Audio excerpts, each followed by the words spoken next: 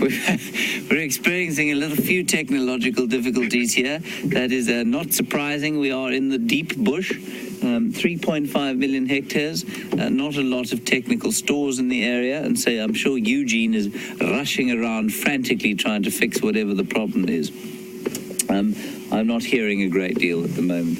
I'm going to, will you excuse me, I'm going to pull out you're going to have to hear the microphone, I'm afraid, because we're not hearing otherwise. Brent, we need to link to Brent. Right, there we go. We're going to link to Brent now. I think he's chasing a whole lot of leopards, which is very exciting, and so we're going to go across to him immediately.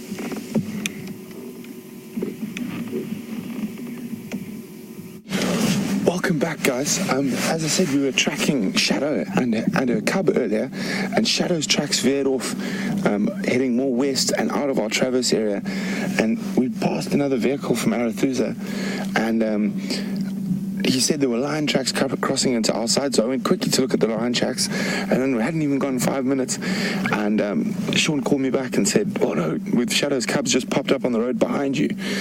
So here we are, we're with Sindile, that 8-month-old, about 8.5 now, month-old male leopard cub, and Shadow is his mother. For those of you who are new viewers, you are live on an African safari, sitting on the back of my game drive vehicle, looking at an 8-month-old leopard cub that is named Sindile.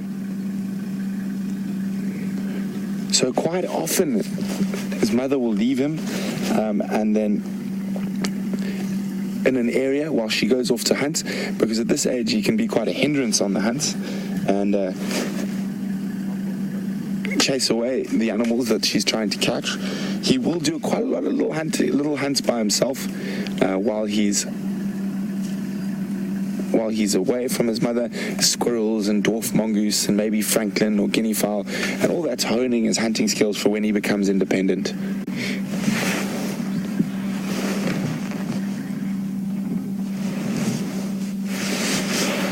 Isn't that wonderful? Such beautiful morning light, sitting on top of the termite mound.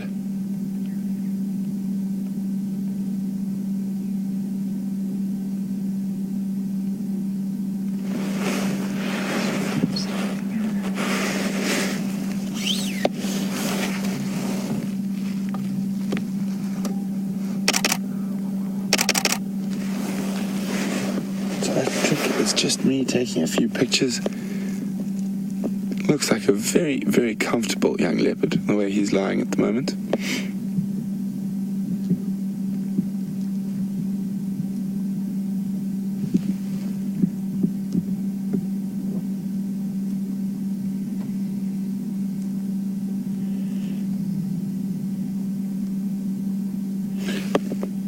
So while he's away from his mother, he will adventure at this age, not too far from where he's been left, but he definitely will adventure up to 1 kilometer away from where he was originally left, but will normally move back into that area.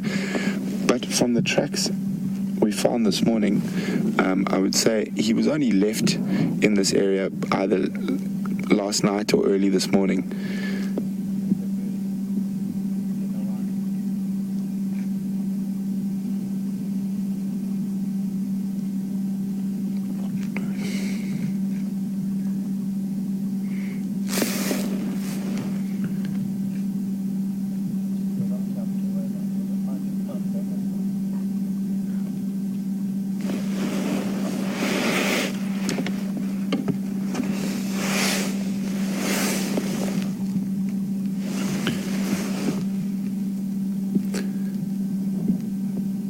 So I'm just trying to listen carefully, see if there's anything else around, possibly if his mother was moving back into the area, but I don't think so. I think she's gone off hunting.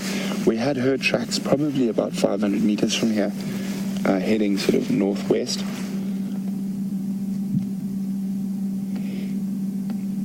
And I say it's quite nice, hey Phil, to stop and actually look at something so we're not freezing and moving. Lovely. It's ran around.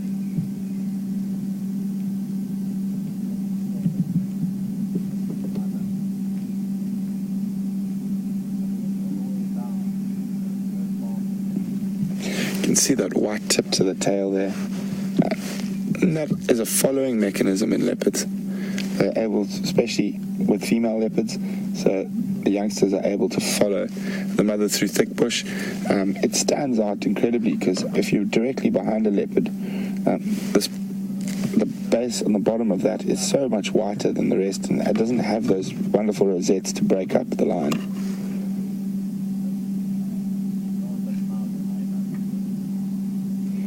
He's smelling something.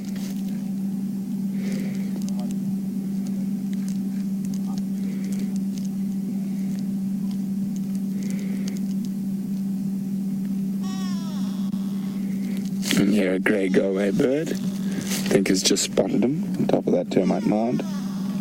Tell him to go away, go away. Wonderful morning light on his face.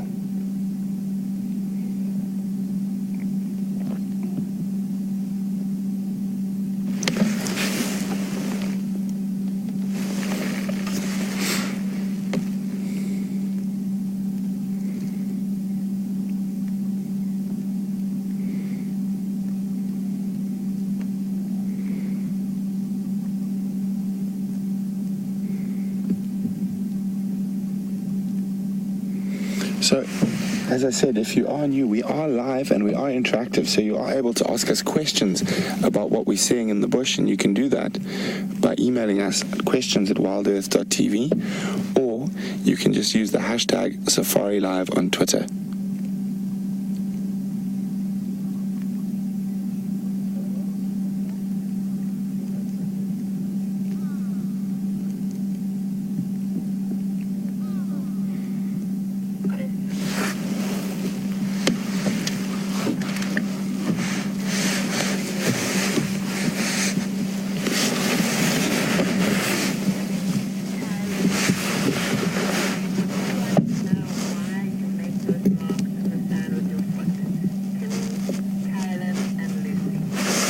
Morning, Timmy, Carolyn, and Lucy. They have a question for us.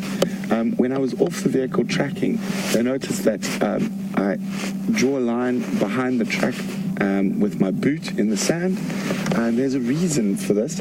It's an old habit from when I've been tracking with trackers, and when you're both walking and looking for tracks, it's just to let the other person know where the track is. So if you lose a track and you're trying to figure out where it is, you just sort of draw a line with your foot below the last track, and then you do that, and that's to make sure that the other person you're working with knows that you're still on the tracks and you haven't lost the tracks, so they don't have to start checking somewhere else.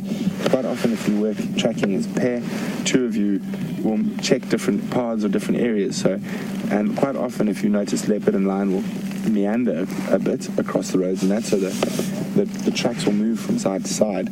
And so I just mark the last track with my foot, and that is the area where she split from the track split between the cub and the adult, between Sindile and Shadow carried on west, and his tracks stayed in that area. So we would have been coming back here later to have a look as well, because we know he would have been left in this area more or less. So hope that explains my strange habit of drawing lines in the sand.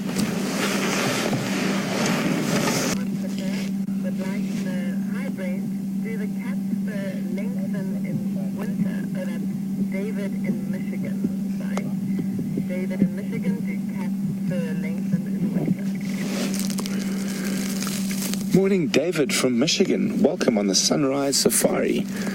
David would like to know, do the cat's fur lengthen in winter? David, it'll get a little bit thicker, and nothing noticeable in the cold months. And I mean, as I say, our cold months here are not really cold like the Northern Hemisphere. Or the Arctic and Antarctic. I think it's very seldom we'll even get frost. This morning is particularly cold at about, 5 or 6 degrees Celsius, 47 Fahrenheit. So it doesn't often get too much colder than that. It's normally a little bit warmer. So there isn't a real need, like in the northern climes, for a noticeable thickening of the cat's fur in this area.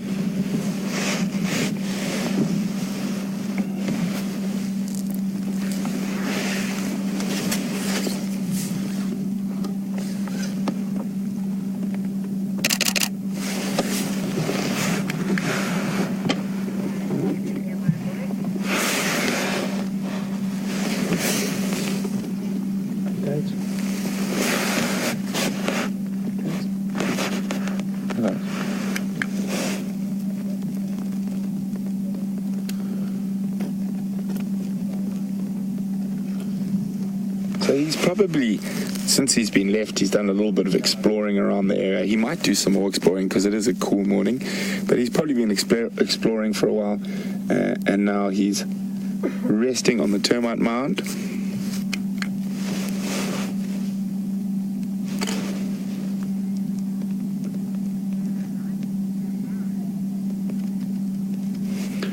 Hi, Rameh. Welcome on the Sunrise Safari. Rameh would like to know, were there lions nearby? Well, the tracks we had, Rameh, were probably about 800-900 meters to the north of us, and those tracks cross straight through the top of Djuma and into Buffelshoek. So relatively close by, but not right here.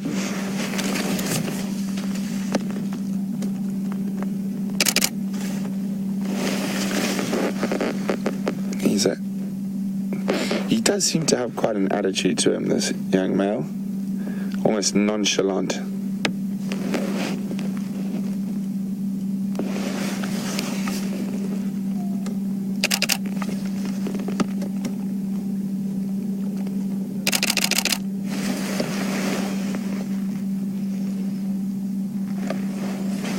Very beautiful young boy.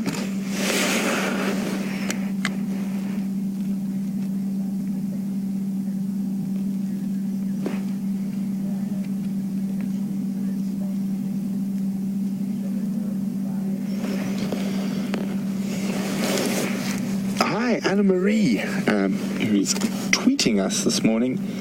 Anna Marie says it seems that Shadow spends quite a lot of time away from Sindile. Not more than other leopard females would from their cubs at this age. I mean, he's big enough that he can look after himself, and he's adept at climbing trees and stuff. If another predator had to come into the area, it looks like he's going to get moving. Oh, a little stretch. And a little yawn. It's a big stretch coming. So, Anna-Marie, I think he might just be moving around to catch more of the sun on the other side of the termite mound and do a bit of grooming. Anna-Marie, we'll discuss how long female leopards tend to stay away from their offspring in a second. I'm just going to reposition so we can get a slightly better view. Oh, that is quite nice there. Just look at him while he's popping his head up over there. But we'll see if we can get around to see grooming. Hey guys, just going to sneak past you.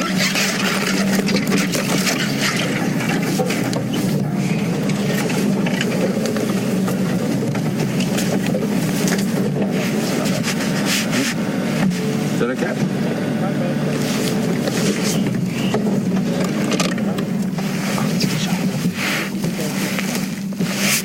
There we go. So we've just moved around so we can see where he is. So Anna-Marie, that's what you were asking about earlier. You said Shadow seems to spend a lot of time away from Sindile. That is not unusual for a leopard with a cub of this age. Oh, Shannon, I heard something in the grass.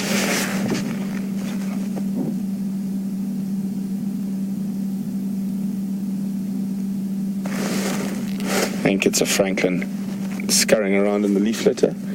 Oh, it's a tired kitty. But Anna-Marie, so if at this age he can survive quite a few days, 5 days, 6 days without food, and she has to provide. So having him around or being around him a lot of the time would be very difficult for her to hunt and provide. So she has to leave him alone, and this is to ensure she is able to hunt. He is a very big distraction and probably gets very excited when there's something to chase and hunt, and he'll often make a hash of those hunts.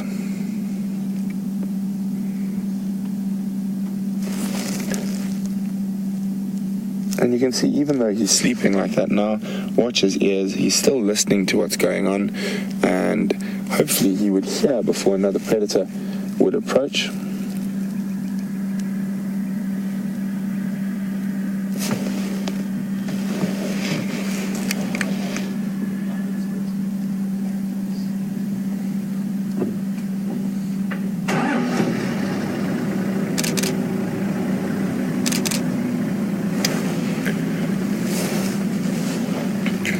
Morning, Siberia, one of our zoomies. Siberia would like to know, how does the mother leopard tell the cub to stay without the cub following? Well, she'll hiss and growl and get a little bit aggressive with it, and that's how she'll tell it to stay. And when she comes into an area to find it again, she will chuff and give a low contact call, which is the contact call is a very sort of ow, ow. I don't want to do it too loud, it might confuse him. Ow, ow, ow, like that. Or the chuffing, which is even softer. What I'll do is when we do leave this guy, because there are quite a few vehicles who are making their way into the area, so we are going to have to give some of the other vehicles a chance just now. But once we move out, I will do that leopard contact call, my bad attempt at it, and also the chuffing. I don't want to do it while we're this close. It might confuse the young male.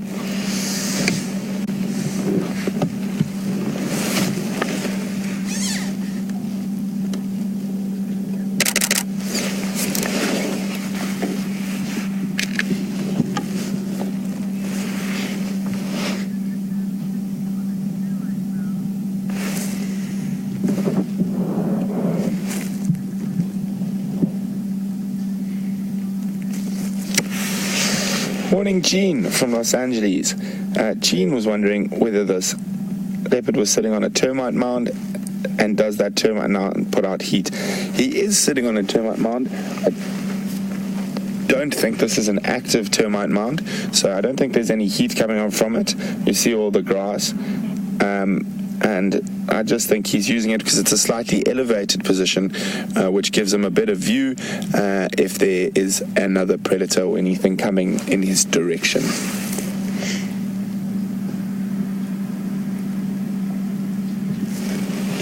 Sorry, I was just going to use the Game Drive channel for a second. How many stations are standing by for this position of Shadows Montuan?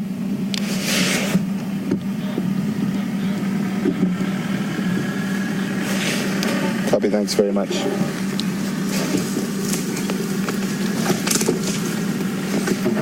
Oh, good news. It doesn't look like there are any vehicles standing by. There were a bit earlier, but now there are none, so we can sit here for quite a while. Even though he's not doing anything, it's wonderful to be able to sit this close to a young male leopard.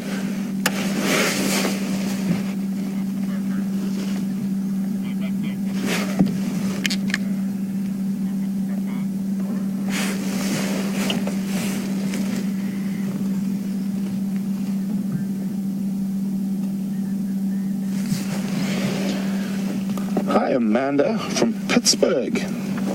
Go the Penguins. Welcome on Sunrise Safari, Amanda. Amanda would like to know what age a leopard cub stops feeding off its mother.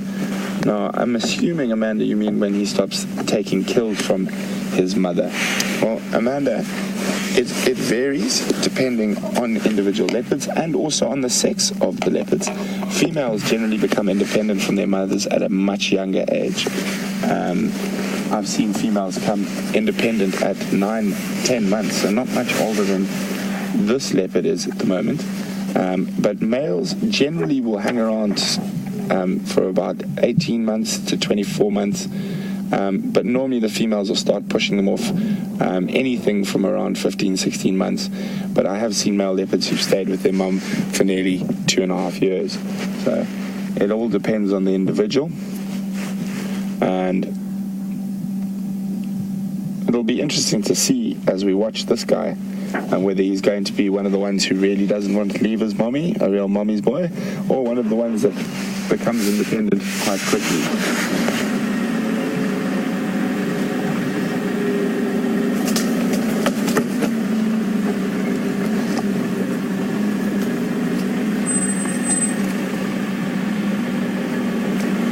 He's just going to be sitting there patiently waiting for his mother to return.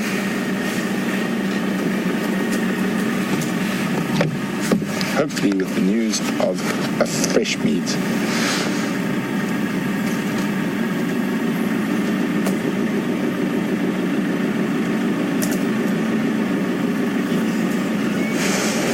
Morning, Kim from Kansas City. Welcome on the Sunrise Safari, Kim. Kim would like to know, how old would this leopard be before he made his first kill? Kim, I'm pretty confident he's made his first kill already. It will be something small, a lizard, a dwarf mongoose, a tree squirrel, maybe a francolin, or a monitor lizard. But at this age, I'm pretty sure he's probably killed something already. He might even, around now is probably the time when they might possibly, not always, make their first sort of major kill, sort of an antelope. I have seen a young female of about this age take down an adult female impala, which is very impressive, because remember, a female leopard of 8 months is still quite a bit smaller than this guy, and he's by no means massive at the moment.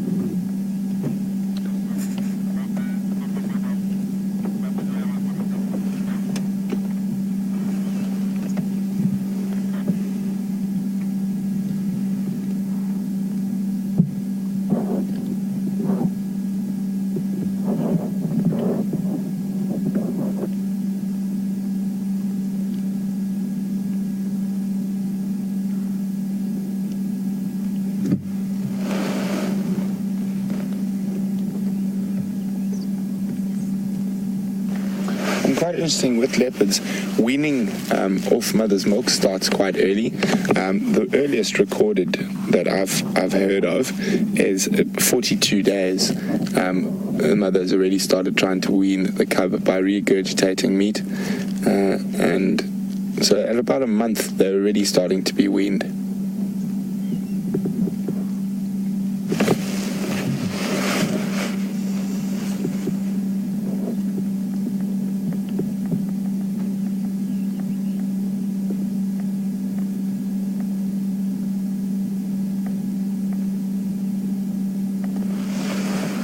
But generally, that is a sort of a out of the ordinary example.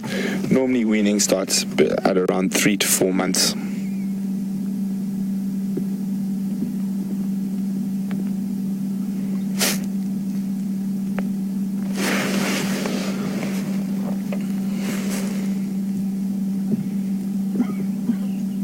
Looks like he's had a busy playtime while his mom's been away, and he's very tired now.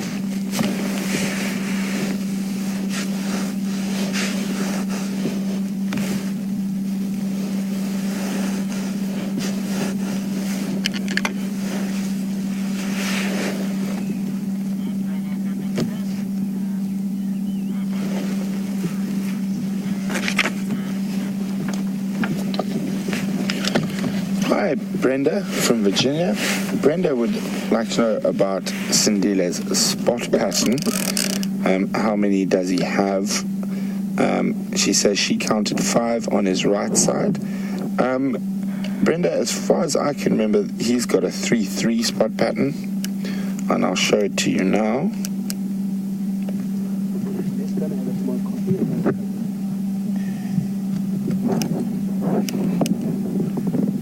Yes, Brenda, I think he's definitely a 3-3 spot pattern. What we'll do is I'll show you, if we have a look at my camera lens here, we can show you what I mean and how that spot pattern is used to identify the different leopards. So here we go, Brenda. Let me just let me know when you can see, if I need to move the screen at all to get rid of glare. Okay, let me try it over here. There we go. So let me just go a bit closer in. So Brenda, you might have counted these up here. We don't normally count those. Let me just move this, is in the way. There we go.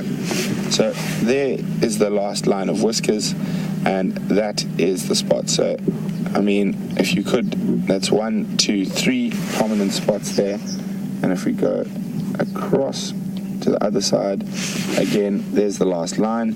So we don't count these spots up here that are at a different angle. We just count these ones that are right above that last line of whiskers. And that's also, it's a 3. So he's a 3-3 spot pattern.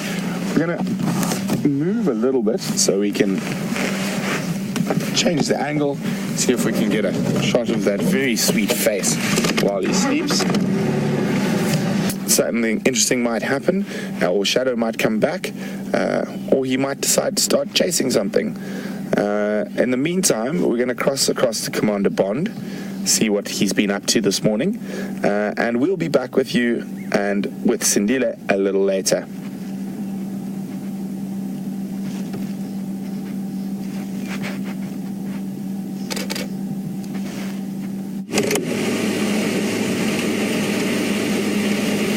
Hello everybody, welcome back to Giga.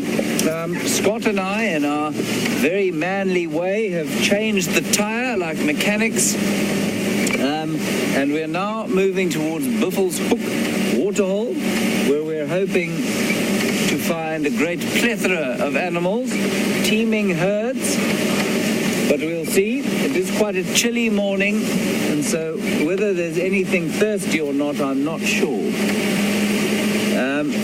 I hope you've been enjoying the Leopard with Brent. That's very exciting. I'm very glad that they found Sindile again. We have not seen anything other than our hard labor since we last saw you.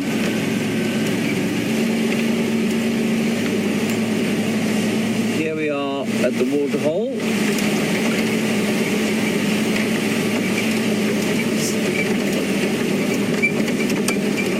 Appears to be one hippopotamus. There he is. And a blacksmith lapwing.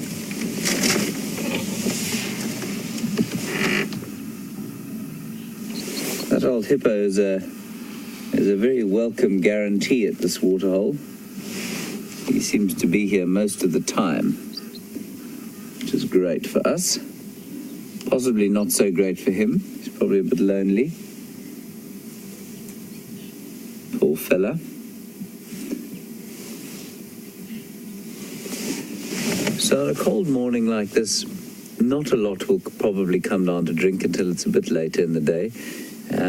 It's still pretty chilly, despite the sort of fact that the sun has come up and is now warming our faces when we're not moving. A hippo, of course, has a very sort of... sorry, excuse me one second. A hippo has a very thick layer of blubber around it, a bit like a whale might, to insulate it. It's not an easy thing maintaining sort of 37 degrees Celsius, or I think that's 98 Fahrenheit in the body if you're going to live in cold water. And so animals have developed incredible mechanisms for doing that, and more, not so much here because the hippo is the only animal that really needs to do it. But up in northern climes, polar bears, and I mean, if you think of walrus and those animals that live in the Arctic, mammals that live in the Arctic that swim about in freezing cold water all day long and manage to maintain some form of body temperature is absolutely astonishing.